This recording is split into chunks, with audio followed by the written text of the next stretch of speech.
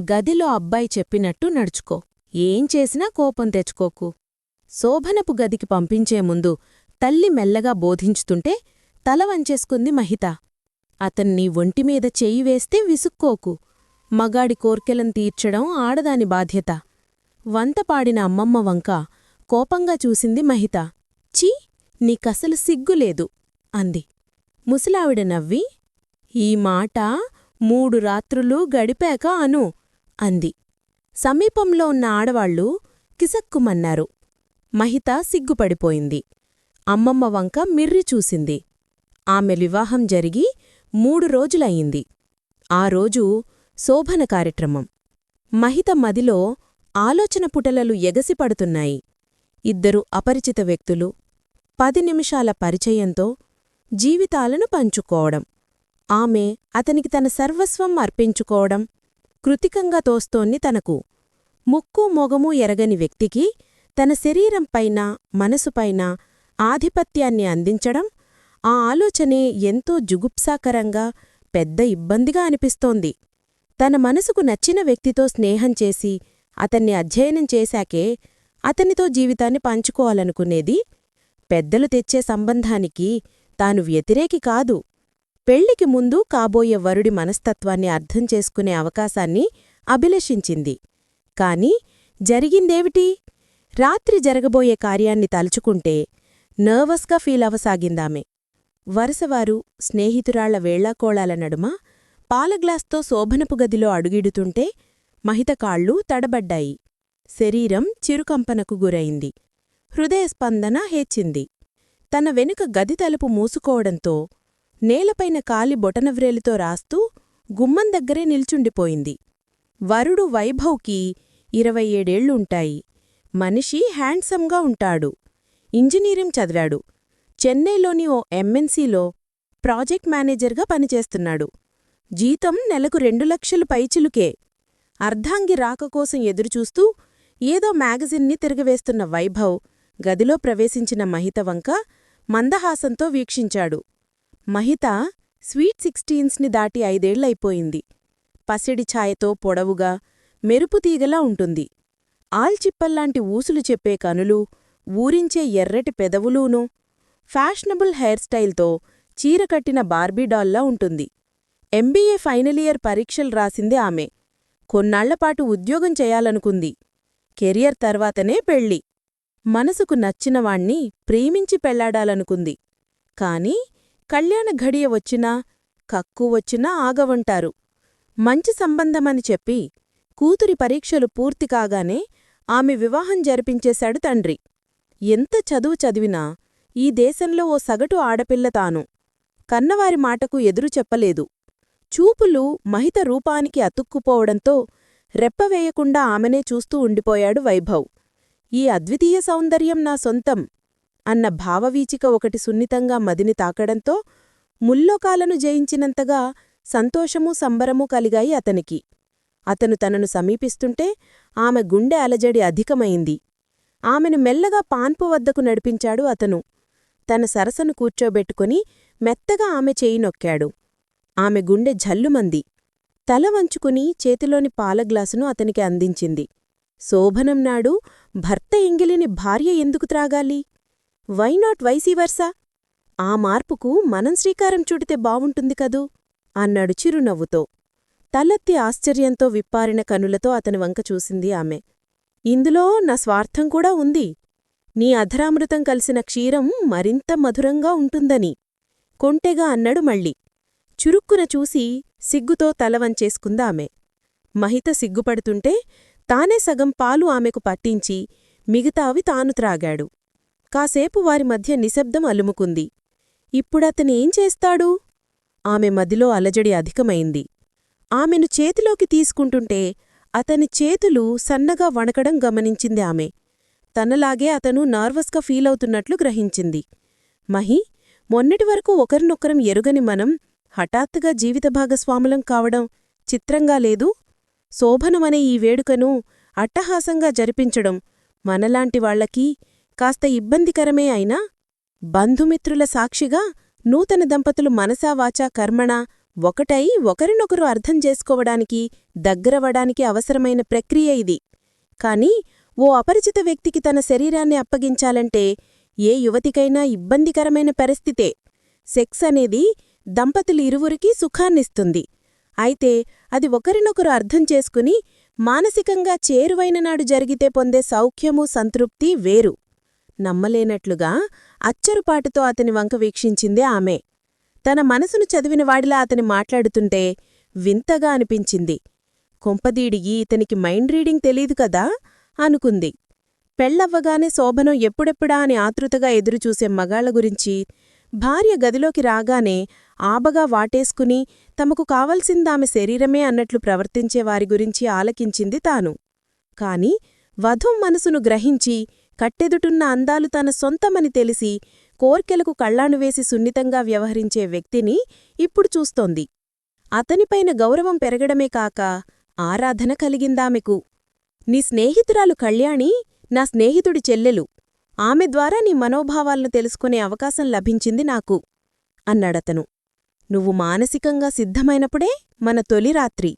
అంతవరకు మన పడకగది ఒకటైనా పక్కలు మాత్రం వేరవుతాయి. కృతజ్ఞతో కూడిన చూపులతో అతని వంక చూసిందామె.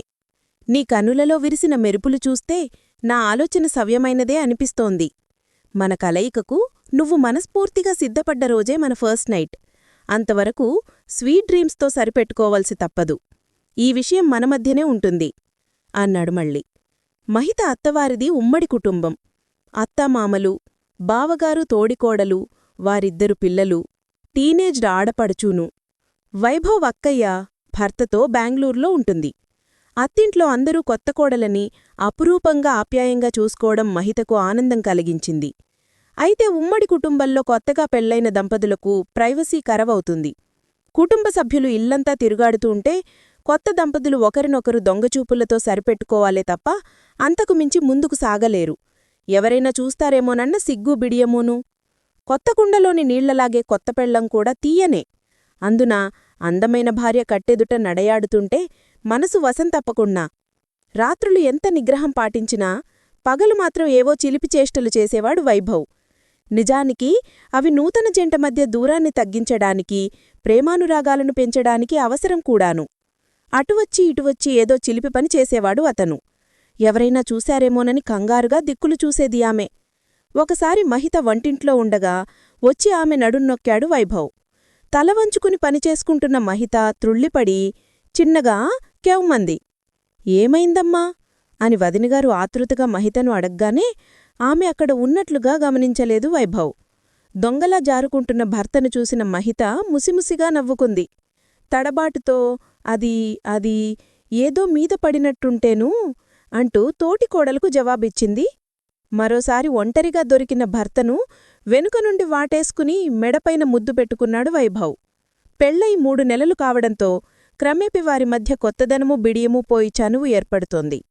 భర్త చర్యకు ఉలిక్కిపడి ఎవరైనా వస్తారు అంటూ కంగారుగా కౌగిల్ని విడుచుకోబోయింది. అతను కొంటెగా ఏదో అనబోయాడు. అప్పుడే అక్కడికి వచ్చిన అతని తల్లి కంట ఆ దృశ్యం పడనే పడింది. ఆమె చిన్నగా దగ్గడంతో చెట్టుకున్న మహితను వదిలేశాడు. మహిత బట్టలమీద ఏదో పడితేనూ అంటూ గంగారుగా నోటికొచ్చిన సంజాయిషి ఏదో ఇచ్చాడు. మహిత కిసుక్కుమంది. ఆమె వంక చురుచురా చూస్తూ అక్కడ్నుంచి గబగబా వెళ్ళిపోయాడు. అత్తగారి దృష్టిలో పడ్డందుకు మహిత సిగ్గుతో ముడుచుకుపోయింది. అలాంటి సంఘటనలు ఎన్నో. శరీరాల కలయికకు తాను సిద్ధమయ్యేంతవరకు తనను ఒత్తిడి చేయకుండా ఇచ్చిన మాటను నిలబెట్టుకునే అతని నిజాయితీకి ముగ్ధులాలయింది మహిత. అతని ఇప్పుడిప్పుడే అర్థమవుతోంది ఆమెకు. ఇప్పుడతను అపరిచితుడిలా అనిపించడంలేదు. బాగా కావలసినవాడిలా, ఆత్మీయుడిలా అనిపించసాగాడు. తనను అతనికి సమర్పించుకునే రోజు ఎంతో దూరంలో లేదనిపిస్తోంది. కొడుకునూ కోడలికి ఇంటిని అప్పగించి హఠాత్తుగా తీర్థయాత్రలకు బయలుదేరింది కుటుంబమంతా. వాళ్లు అటు వెళ్లగానే ఇటు హుర్రే అంటూ భార్యను ఎత్తుకుని గిరగిరా తిరిపాడు Vaibhav. We are now free birds, let us enjoy అన్నాడు హుషారుగా.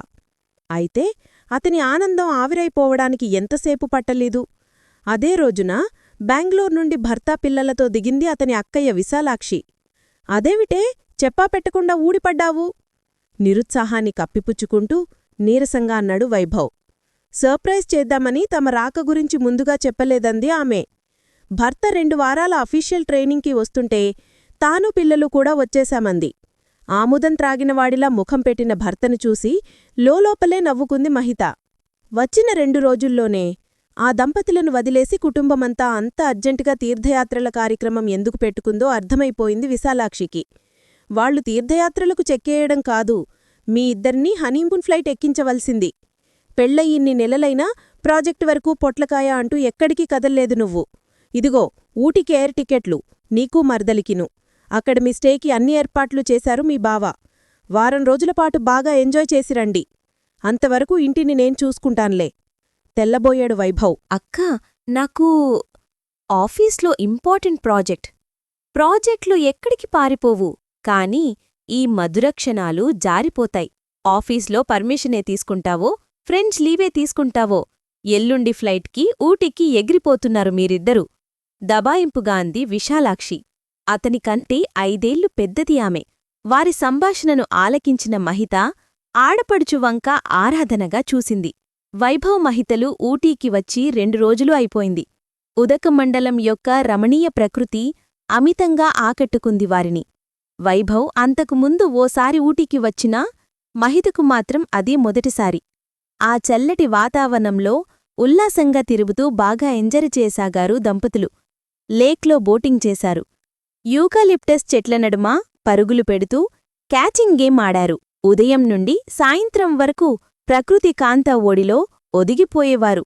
సుందర దృశ్యాలను వీడియో తీశారు. సెల్ఫోన్లో సెల్ఫీలు తీసుకున్నారు. వారు తమకు తాముగా గీచుకున్న లక్ష్మణరేఖ క్రమంగా చెరిగిపోసాగింది. ఒకరిపైనొకరికి ప్రేమానురాగాలు ఇనుమడించాయి.